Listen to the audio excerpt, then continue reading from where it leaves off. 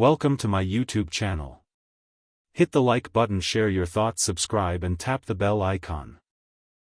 The sound of the doorbell echoed through the quiet boutique, its familiar chime no longer a comforting signal of customer arrival. No, today, it was a jarring note that seemed to set the whole store on edge. Mira wasn't sure why, but the moment the door opened, she felt a sharp shift in the air. The place was pristine, the glass shelves filled with glimmering jewels, each one more stunning than the last. The boutique was the kind of store that made Mira feel like an outsider, a regular person wandering too close to a world she would never truly belong to. But today? Today felt different. The woman standing near the jewelry counter had just been looking at necklaces when Mira walked in, but now something was different. She couldn't quite put her finger on it. Her intuition told her that something was about to happen, something that would change the course of her entire day. Mira stood still, her eyes tracing the gleaming stones on the display. She reached out, as if to touch one of the necklaces, but her fingers froze mid-air. The woman who had been admiring the jewelry a moment ago now looked over at her with a disapproving glance. Mira quickly withdrew her hand, her cheeks flushing red. The woman's cold gaze lingered on Mira for just a moment too long, and then, without a word, she approached the counter. Mira hadn't even noticed how close the woman had gotten, but there she was, standing next to her. Her eyes were sharp, full of disdain, and Mira felt a rush of discomfort wash over her. "Excuse me," the woman's voice cut through the silence, sharp as a knife. "You're in my way." Mira blinked, surprised by the harshness in her voice. She hadn't been standing there for long, just a few seconds, but the woman acted as if Mira had been blocking her for an eternity. "I'm sorry," Mira said, stepping back quickly, a wave of embarrassment rising in her chest. The woman didn't respond. She simply reached past Mira, her fingers expertly brushing the glass counter as she selected a necklace from the display. Mira watched in stunned silence, unsure of what had just happened. There had been no greeting, no acknowledgement, just a cold dismissal. She stood frozen, her heart beating a little faster, her breath shallow as she tried to process the situation. It was then that the store door chimed again, signaling another customer. Mira glanced up, her gaze drawn toward the entrance as a man entered. He was tall, well-dressed, and his presence seemed to fill the room as if he belonged here, like the whole space had been designed with him in mind. Mira couldn't help but feel a sudden pang of insecurity. She looked down at her clothes, simple, nothing special. She'd always felt invisible in these places, like she was trespassing into a world that wasn't meant for people like her. But the man? He moved with confidence, his dark hair styled neatly, his posture straight and purposeful. Everything about him screamed wealth, sophistication, and power. His gaze swept over the store before landing on the woman who had been so rude to Mira just moments ago. The woman's expression instantly softened, as if someone had flipped a switch. She went from cold and dismissive to warm and inviting in a heartbeat. "Mason, darling, there you are," the woman cooed, her voice sweet as honey. She slid her arm around his, leaning into him with an ease that made Mira uncomfortable. "I've found the most exquisite necklace," she said, holding it up for him to see. Mira's stomach churned. She had seen this before, this kind of play acting. The way people changed when the right person walked into the room. But there was something about this man that made her feel uneasy, like he wasn't just part of this world of wealth and exclusivity, but something more. "Mason?" Mira muttered under her breath, her curiosity piqued. Was this man truly the one the woman was speaking of? The connection seemed clear enough, but she couldn't help wondering what made him stand out so much that the woman's entire demeanor shifted. The man gave the woman a polite smile but didn't seem to show any real affection. He glanced around the store, his eyes briefly meeting Mira's, and she froze. There was something in his gaze that sent a chill down her spine. It wasn't the usual look of someone who just noticed a stranger. No, his eyes seemed to linger on her just long enough for her to feel the weight of his attention. For a split second, there was a flicker of recognition. He knew her. He had seen her before. But where? Before she could gather her thoughts, the woman pulled him towards the jewelry counter. Mira was left standing there, her heart racing. Was she imagining things? The entire encounter felt odd, like she had stumbled into a story that wasn't meant for her. She wanted to leave, but her legs felt heavy, as if they were rooted to the floor. The couple moved to the far side of the store, and Mira took a deep breath, finally stepping away from the counter. Her mind raced, her thoughts scattered. Who was that man? Why had he looked at her like that? She knew she didn't belong here, but there was something else in the air, a feeling of unease she couldn't shake. Suddenly, she heard the man's voice again. He was speaking to the woman, his tone low and smooth. Mira couldn't help but overhear. "Everything's fine, right?" he asked. The woman, whose name was apparently not Mira's concern, responded with a soft laugh. "Of course, darling. Everything's fine." But something in her voice was off. Mira could hear the subtle crack in her words, the tension just beneath the surface. The smile didn't quite reach her eyes. The couple lingered at the counter, their conversation muted but tense. Mira's curiosity got the better of her, and she moved closer to the display, trying to catch a glimpse of the necklace they were discussing. The woman was so absorbed in the man's attention that she didn't notice Mira's approach. Mira was close enough now to see the price tag.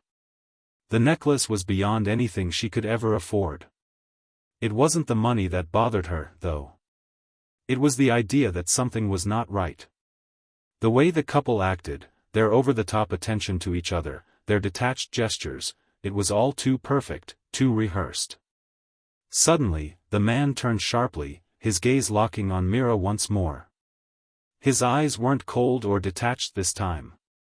They were intense. As if he was studying her. Searching for something. Mira froze. She felt as though she had been caught in a trap, like the man had set his sights on her for a reason she couldn't understand. "Is there a problem?" The woman's voice broke the tension, her tone sharp. She had turned back toward Mira, her face twisting into something resembling annoyance. Mira opened her mouth to speak, but the words caught in her throat. What could she say? She hadn't done anything wrong, yet everything felt wrong. Before she could answer, the man spoke. "Let's go," he said, his voice suddenly commanding, a finality to his tone that made Mira's heart skip a beat. The woman nodded obediently, turning toward the exit. The couple walked out of the store without another glance at Mira, leaving her standing there in a daze. But as the door swung shut behind them, Mira saw something that stopped her dead in her tracks. The man's jacket, now visible as he walked away, bore a logo. A name. One word. Billionaire. Mira's pulse surged. The world around her seemed to spin. What had just happened? Why had he looked at her like that? Why did she feel like she had just been a part of something much bigger than herself? And then, before she could even gather her thoughts, the door opened again. The man was back. But this time, he wasn't alone. The door swung open again, the sound of the bell piercing the quiet of the boutique. Mira's breath caught in her throat as she turned to face the entrance, her heart hammering in her chest. It wasn't the same feeling she'd had before, when the man had first entered the store. No, now there was something different, something heavier in the air. He stood in the doorway, but this time, it wasn't just him. There was a woman with him. Taller than Mira, dressed in an elegant black coat that fell perfectly over her frame. Her hair was dark, swept back into a neat bun, and her eyes, when they met Mira's, were intense, piercing. The man, too, had changed. His earlier coldness seemed to have softened, but there was something almost dangerous in his expression now. He wasn't smiling, but he wasn't scowling either. His eyes, dark and calculating, scanned the boutique as if looking for something specific. Mira felt her stomach twist in knots. She should leave. She should turn and walk out of the store before any more attention was drawn to her.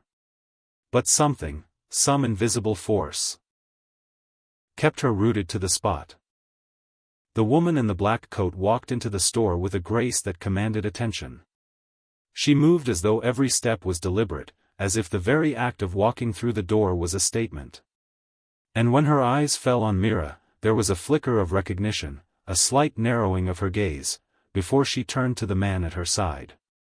Mira felt like an outsider, an intruder in a world she didn't understand. But what unnerved her more was that the man, Mason, as she had overheard him being called earlier, was still looking at her. His gaze didn't shift as the woman spoke to him, her voice low but clear. "Do you think this is the one?" the woman asked, her tone smooth, but Mira could hear the underlying tension. Mason's response was a slow, deliberate one. He didn't turn his head toward the woman immediately. Instead, his eyes remained on Mira, narrowing slightly as if he was trying to piece something together.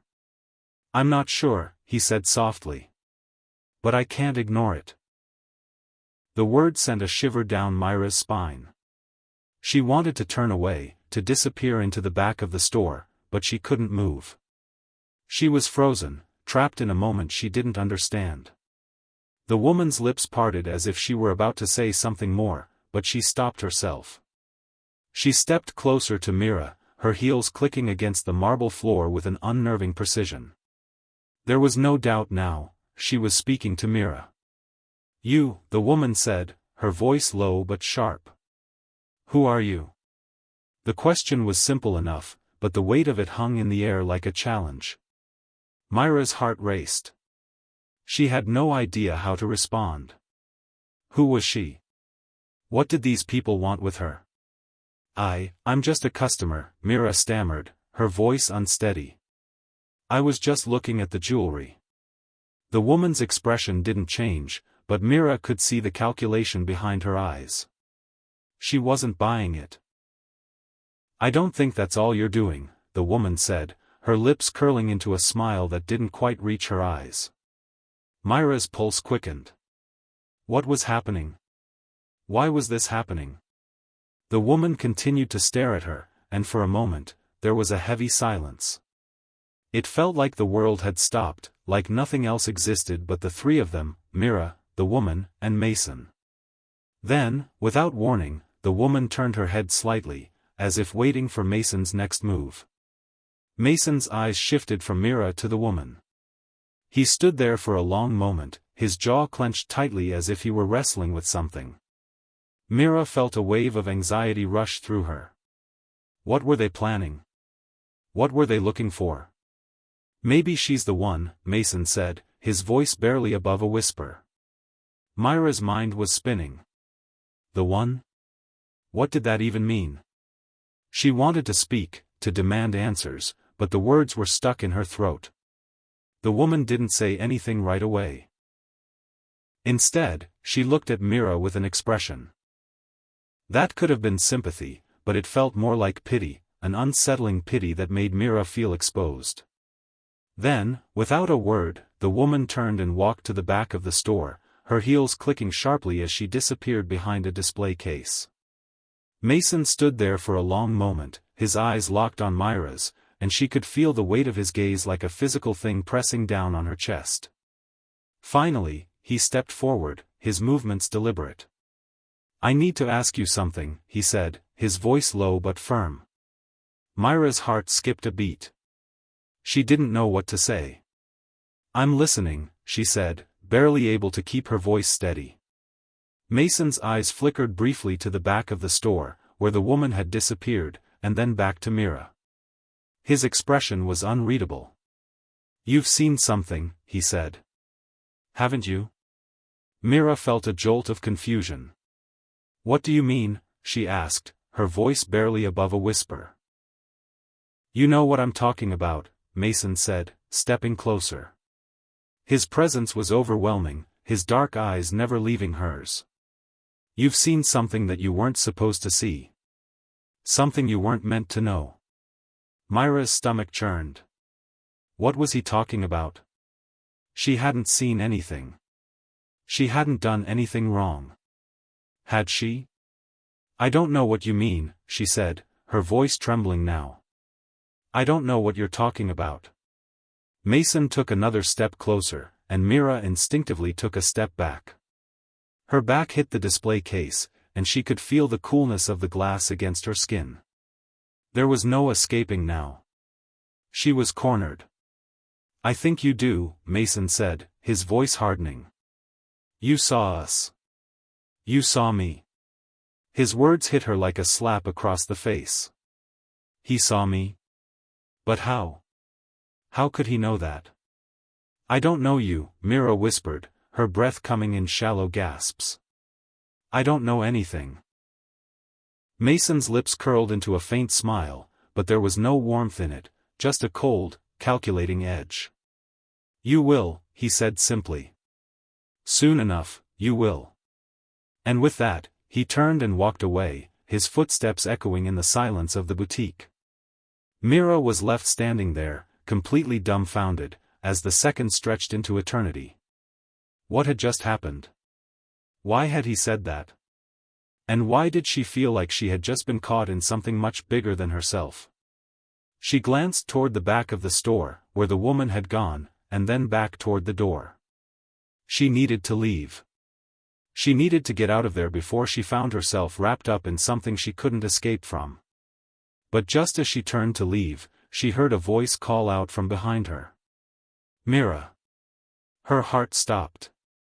She turned slowly, her breath catching in her throat as she saw the woman standing there again.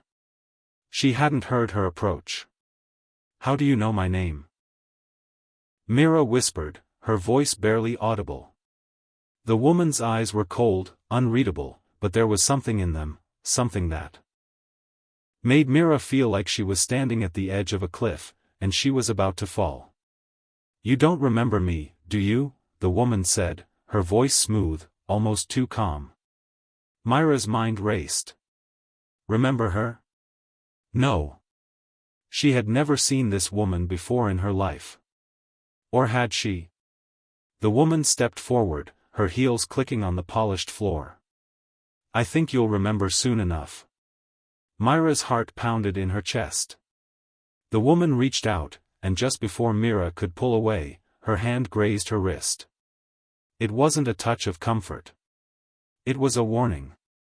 And then the woman smiled, softly, almost kindly, before she turned and walked away, disappearing behind the shelves once more. Mira stood frozen, her mind a blur. The world had just shifted. And now she was a part of something she didn't understand, something that might be too dangerous to escape. And yet, she knew one thing, she wasn't leaving this store. Not yet. Not until she found out what was going on. Mira stood motionless, her breath shallow, as the events of the past few minutes swirled around her like a whirlwind. The woman had disappeared behind the display, and Mason, whoever he really was, had gone with her. But something about the way they looked at her, the way they had spoken to her, haunted her. It wasn't just that she had stumbled into something by accident. No, it was deeper than that. She had been noticed. She had been singled out. Her mind raced. What did they want from her? Why had the woman called her by name? It made no sense. She hadn't given anyone her name, hadn't spoken to anyone other than the rude woman who had first addressed her when she walked in. And yet, here she was, standing in a store that felt far too opulent for her, surrounded by people who seemed to know more about her than she knew about herself. She glanced toward the back of the store, where the woman had disappeared. Her heels echoed in the silence, and Mira instinctively took a step back. But just as she moved, she saw something that made her freeze. It was a reflection. A tall figure, someone standing just behind her, was reflected in the polished glass of the display case. Mira's pulse quickened as she spun around, but the aisle was empty. She couldn't shake the feeling that someone had been watching her. Trying to calm herself, Mira turned away from the counter and walked toward the exit. She needed to leave. She needed answers. She couldn't stay here, not in this place, not with these people. But as she approached the door, she hesitated. Her hand hovered over the handle. Some invisible force, stopped her from leaving. The bell above the door chimed, and Mira turned to see the woman re-enter the store. "You're still here," she said, her voice calm but with an edge that made Mira's stomach tighten. Mira opened her mouth to speak, but no words came out. The woman smiled, but there was nothing kind about it. "You must have questions," she said, as though reading Mira's mind. "You must wonder why you're still here. Why we are still here." Mira took a deep breath, trying to steady her racing heart. "I don't understand what's going on," she said quietly. "I don't understand any of this." The woman's smile faltered, just for a moment, before she composed herself again. She crossed her arms and leaned against the display, her gaze unwavering. "What do you remember, Mira?" she asked softly. Mira's brow furrowed. "What do you mean, what do I remember?" The woman's eyes narrowed slightly. "The night you went missing," she said. Her voice dropped to a whisper. "Do you remember it?" Mira's stomach churned at the words. "The night I went missing?" She shook her head, confusion clouding her thoughts. She had no memory of anything like that. "What are you talking about?" she asked, her voice shaking. The woman's expression softened, but only just. "You don't remember the night we found you. The night you disappeared. The night you were changed." Mira blinked, her mind struggling to process the words. I don't know what you're saying," she stammered, her voice barely audible. The woman took a step closer, her eyes locking onto Mira's with an intensity that made her heart race. "It's all right," she said. "It's hard to remember something you were never meant to know. But it's time you knew the truth." Mira's chest tightened, her breath coming in short bursts. The room felt smaller suddenly, as if the walls were closing in around her. "The truth?" she repeated, her voice thick with disbelief. The woman nodded. "You were part of something. Something bigger than you could have ever imagined. Something dangerous." Mira's thoughts scrambled. She didn't understand. What did she have to do with anything dangerous?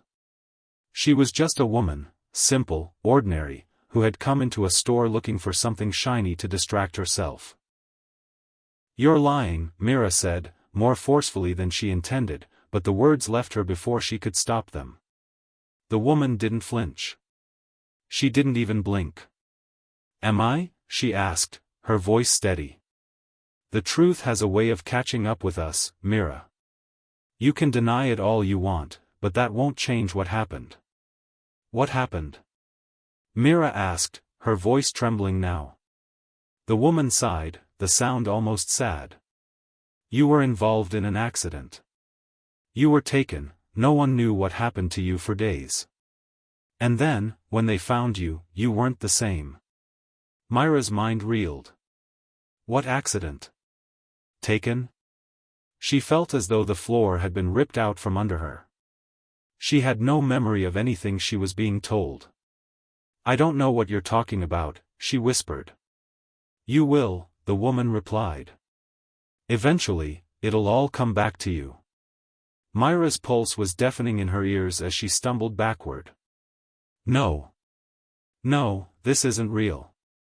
"You're lying," she said, more to herself than to the woman. But the woman didn't respond. She simply stood there, her eyes filled with something that was difficult to name, something between pity and understanding, as if she knew exactly what Mira was feeling. The door chimes rang again, and Mira spun around, her heart skipping a beat. She was ready to bolt, to run out of the store and never look back. But as she turned, she found herself face to face with Mason. His dark eyes locked onto hers, and for a brief, terrifying moment, Mira thought she saw something flicker in his gaze, something like recognition. He stepped forward, his tall frame casting a shadow over her. "You're still here," he said, his voice a low rasp. There was something off about his tone, something far more dangerous than the charming mask he had worn before. Mira wanted to run, to get away from him, but her body wouldn't cooperate. She felt rooted to the spot, trapped in this surreal moment. "I need answers," she said, her voice cracking. "I don't understand what's going on." Mason regarded her silently for a moment, his gaze intense. "I think you know more than you're letting on," he said, his voice calm but with an undertone of something darker. "You're not as innocent as you think you are." Myra's breath caught in her throat. Innocent? She didn't know what he meant. She didn't know anything anymore. Before she could respond, the woman stepped between them, her expression hardening. "Enough," she said, her voice sharp. "It's time." Myra's heart skipped a beat. "Time for what?" The woman turned to Mason. "We've waited long enough. She's not going to remember on her own. It's time to show her." Mason gave a single nod, his eyes never leaving Myra's. He stepped forward, closing the space between them. His hand brushed hers, just barely, but the contact sent a jolt of electricity through her body. Suddenly, everything went dark. Myra's heart raced as the world around her seemed to collapse. The store, the people, the jewelry. Everything faded into nothingness, replaced by a deep, suffocating blackness. She tried to scream, but no sound escaped her lips. She tried to move, but her body felt heavy, immovable. And then, out of the darkness, a single voice echoed. "You've been chosen." Myra's pulse thundered in her ears. She tried to respond, but the words wouldn't come. "You've been chosen," the voice repeated, growing louder. "And now you know the truth. Everything you've been told is a lie. You're not who you think you are." The darkness pressed in on her from all sides, suffocating her, as the voice continued. "It's time to wake up. You'll remember soon enough." And just like that, the world went completely still. Myra's eyes fluttered open, the world around her disorienting, as if she had just woken up from a long, deep sleep. Her head throbbed, and her vision was blurry, but she could make out shapes in the dim light. Her body felt heavy, like she had been in one position for too long. Her hands moved automatically, trying to push herself up, but a sharp pain shot through her wrist, making her gasp. What happened? Her surroundings slowly came into focus: cold, clinical walls, a faint smell of antiseptic, and the buzzing of some faraway machine. Myra's heart raced, but she had no idea why. She looked down and saw that she was lying on a narrow, uncomfortable bed, her arms and legs restrained. Panic surged through her, and she yanked at the restraints, her pulse quickening. Her breath caught in her throat as her mind struggled to comprehend where she was and why she was there. The memory came in waves, fragmented images and voices that she couldn't quite piece together. The woman in the boutique. Mason. The feeling of being watched. The blackness that had overtaken her senses. What had they done to her? Before she could think further, a door creaked open, and Myra's heart skipped a beat. A figure appeared in the doorway, silhouetted by the light from the hallway behind. She couldn't make out their face, but there was something familiar about their presence. The footsteps were quiet, almost too quiet, as they approached her bed. "Mira," the voice said, low and calm. She froze. It was the woman. The one from the store. She could tell by the soft, calculated tone in her voice, even though Mira didn't see her face clearly. Myra's chest tightened. Her thoughts raced. She had to get out of here. Where am I? Mira whispered, her throat dry, voice weak. She couldn't believe she was even asking that question. She had no idea where she was or why she was there. But she knew it wasn't good. The woman stepped into the room fully, and Myra's heart sank. The woman's face was colder now, without the slightest trace of kindness. Her eyes, those cold, calculating eyes, fixed on Mira. She stood with her arms crossed, surveying Mira as though she were a specimen under a microscope. "You're safe," she said simply, but there was no comfort in her words. For now. Myra's mind screamed for answers. "Safe? What do you mean, safe?" she asked, trying to make sense of everything. The restraint on her wrists made her feel more vulnerable, and panic bubbled in her chest. She wanted to demand the truth. She needed to know what had happened to her.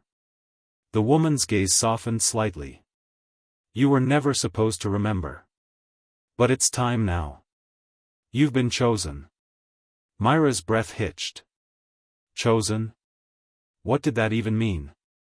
She wanted to shout, to demand that they let her go, but the confusion swirling around her kept her trapped in the bed. "Why am I here? Why am I tied up?" she demanded, her voice trembling now, the fear growing with every unanswered question. The woman sighed and moved closer to the bed, her voice low. "You weren't supposed to remember what happened. But the truth has a way of coming out, Mira. And when it does, there's no going back." Myra's mind raced. The truth? What truth? The woman leaned down slightly, her eyes level with Myra's. "You were in an accident.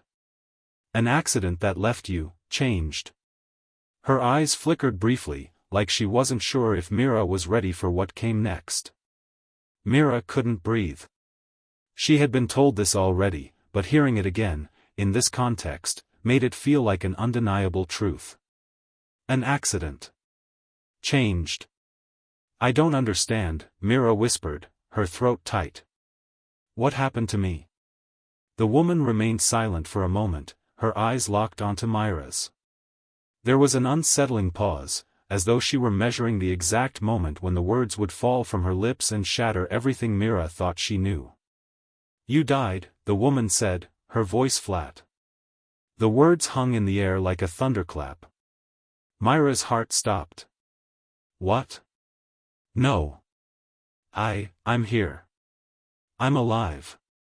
I'm right here," she said, pulling at her restraints again, desperately. "You were dead for a few minutes.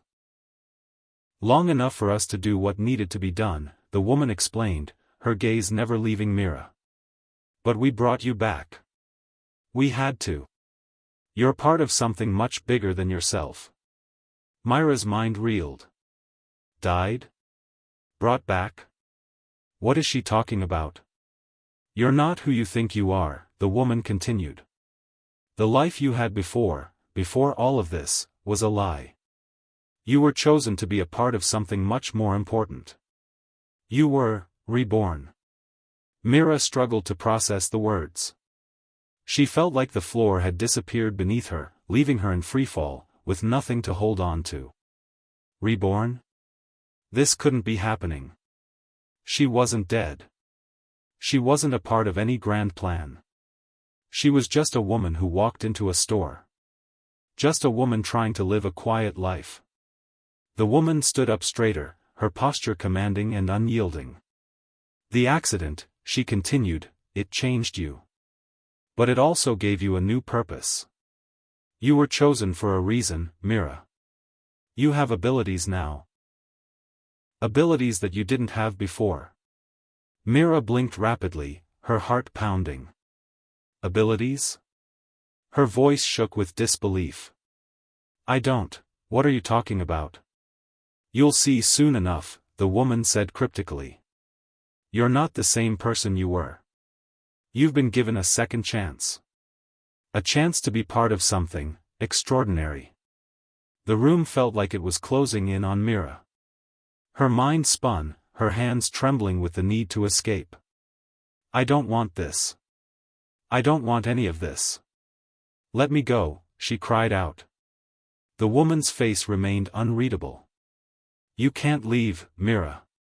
Not now. You're part of this, whether you like it or not. And you will learn what that means. Whether you're ready or not." Tears welled up in Myra's eyes. She tried to fight them, tried to push the feeling of helplessness away, but it was impossible. She felt like a puppet on strings, and the woman, this stranger, was pulling them. "Why me?" Mira whispered, her voice cracking. "Why me? Why did you do this to me?" The woman's eyes softened, just a little, before she replied. "Because you were the one who could carry the weight of it. You were the one who could endure. You've been prepared for this your whole life, Mira. The pieces were always there, but you never saw them until now." A knock on the door interrupted the moment, and the woman straightened up. She turned toward the door, but Mira didn't take her eyes off the woman. She could feel the crushing weight of the woman's words sinking deeper into her chest. A man entered the room, Mason. His dark eyes locked onto Myra's immediately, and there was a look of cold recognition in his gaze. Myra's stomach twisted. She couldn't stand him. She couldn't stand the way he had looked at her like she was some kind of puzzle piece that needed to fit perfectly into place. He hadn't been kind to her. None of them had. "You're awake," he said, his voice flat, almost emotionless. Mira glared at him. "What is going on? What have you done to me?" she demanded, her voice rising in pitch. Mason didn't respond immediately. Instead, he took a few steps closer, until he stood at the foot of her bed. His gaze was steady, but there was something almost weary in the way he looked at her. As if he, too, had been burdened by this twisted fate. "You're part of something bigger, Mira," Mason said softly, his voice carrying a weight that pressed against her chest. "You were chosen for this, for us. You might not understand it now, but you will. We don't have much time. You have a role to play. And you'll be ready." Mira recoiled, her heart hammering in her chest. The word role echoed in her mind like a drumbeat. A role to play. What did that mean? "You don't know who you are yet," Mason continued, his tone hardening slightly, "but you will. And when you do, everything will make sense." Mira wanted to scream. She wanted to tell them they were wrong, that none of this was her reality. But she couldn't find the strength. Her body felt like it was made of stone, weighed down by fear and confusion. "You're part of this now," the woman said, her voice firm. "And you'll learn what that means soon. We'll teach you. We'll guide you. But you're not alone, Mira. We never intended to leave you alone." Mira closed her eyes, her heart breaking with each new word. No. No. This wasn't her life. This wasn't who she was meant to be. She had come in here, a simple woman, and now she was caught in a web of lies and deception. She had to find a way out. She had to escape. But the woman's words lingered in her mind like a cold hand around her throat. "You'll learn soon enough." And deep down, Mira knew that she would. But whether she would survive it, that was another question entirely.